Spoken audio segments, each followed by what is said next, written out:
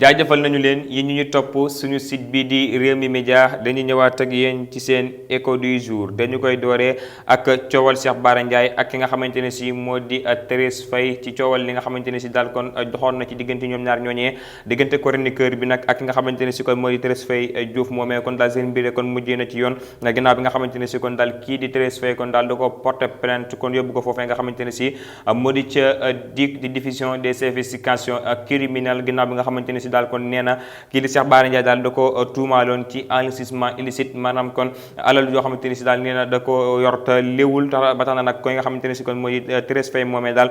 génn kon ci li nga xamante ne si kon moo di mbir yooyee kon daal nee na nag Cheikh Bara Ndiaye kon na ci indi ay leeral ndax kat da koo tuumaal te as gor la nag te as gor kenn du ko tuumaal ba tax na kon mu yóbbu ko foofee nga xamante ne si kon moo di ca dig dak ngir kon ñu leeral ko kookoy nag di xam ne moo di Cheikh Bara Ndiaye kon daal dana wuy ji ni ki tey ji foofee nga xamante ne si kon moo di ca dig nag ginnaaw bi nga xamante ne si kon jàpp nañu ne kii di Cheikh Bara Ndiaye kon daal kàddu mu waxoon jëme woon ko ci Thérèse Faye nag kon nee woon na am na fu mu sukkandiku kon ba yëkkati kàddu yooye waaye tamit am na ay preuve yoo xamante ne si daal moom la yor ba tax na kon daal nee woon na fépp foo xamante ne si war nañ ko fa daal dana wuy ji ndax kii di Thérèse Faye daal alal ji mu yor kon daal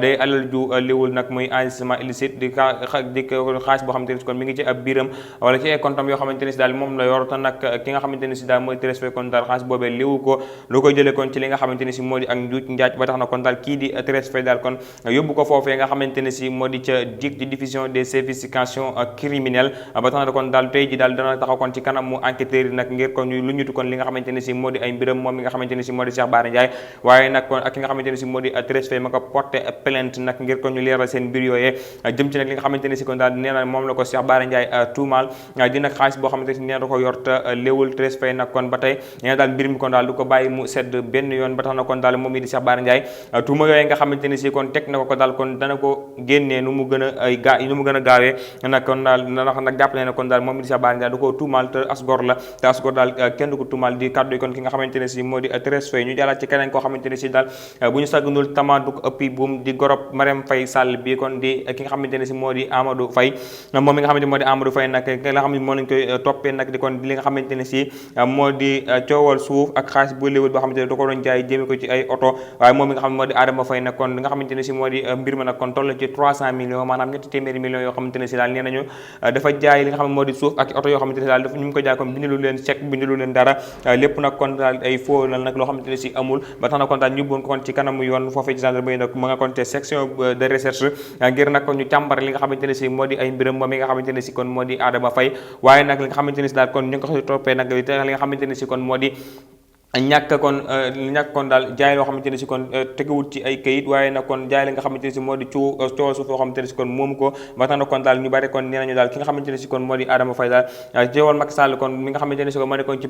moo nekkoon président kon ci weer yi nga xamante ne at yi nga xam ne génn nañ ko daal lépp kon ci ay mbiram la xewee kon nag li nga xamante ne si kon moo di mbir daal moo di kon kii di Adama Faye daal di gor Macky Sall ba gor Macky Faye Sall boobee kon daal li nga xam ne moo lañ ko toppee daal kon di coowal suuf loo xamante ne kon nee na da ko jaay ba pare nag kon indiwul benn ay kayit yoo xamante ne jox na ko ñu ngi ko jaay wala ay oto ba tax na kon daal ñu ne tamit ci mbirum dorogay moomee kon daal laal na ci bu baax a baax jëm ci suuf yooyu nga xamante ne si daal kon nee nañu jaay nañu ko moom mi nga xamante ne si kon moo di Adama Faye ñu waxaat ci laneen loo xamante ne si daal kon moo jëm ci wàllum li nga xamante ne moo di xbet fii ci réewum Sénégal mu mel ne kon daal kon li xale yi di wax kon daal danaa rey naar ba naar ba rey ñu mu mel ne kon daal naar baa ngi rey bu baax a baax ndax kat bu ñu sukkandikoo ci ñetti weer yi nga xamante ne si kon moom la ñu génn moom mi nga xamante ne si daal moo di xbet nag di fo moom nga xamante ne ñu ngi koy fo nag di ab carte mu mel ne kon daal diggante janvier ba mars 2024 bi nga xamante ne si kon moom la ñu weesu daal naar bi kon jàpp na toll ci 800 milliards maanaam kon juróom-ñetti téeméeri milliards yoo xamante ne si kon jàpp na ko jeunes sénégalais yi te lépp nag di ay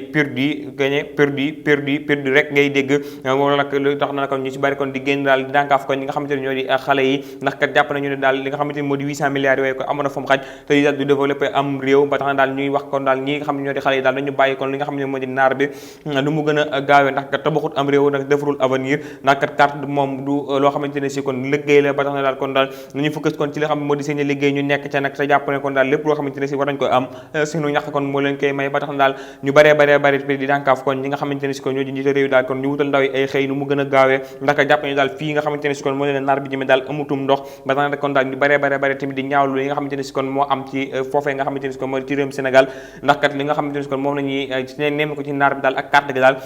bari bari na lool. kon ñi nga xamante ne si yéen ñu topp suñu site bi di Rewmi Média ñu leen koy faral waxee bu leen fàtte abonné te partage te j'aime dana yokk doole pass bi waaye dana tax lépp loo xamante ne si am na ci réew mi ak bitim réew nga mën cee jot.